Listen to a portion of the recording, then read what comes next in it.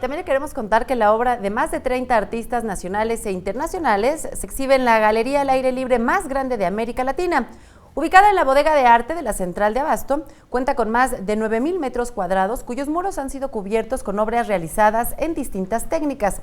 En total se han pintado 63 murales dentro de la seda durante la primera y segunda fase. Debido al impacto social de este proyecto, la ONU se unió para crear conciencia sobre los 17 Objetivos del Desarrollo Sostenible. Este proyecto busca utilizar el arte público como agente de cambio en la sociedad. Escuchemos por qué. A los artistas, nuestro sincero reconocimiento por su trabajo y el compromiso en la difusión de los Objetivos de Desarrollo Sostenible que asumen el reto de transformar la sociedad hacia una más próspera, justa y equitativa. No hay duda que el arte urbano, el arte callejero, el graffiti o el muralismo tienen el poder de generar cambios, de transformar y de comprometer socialmente.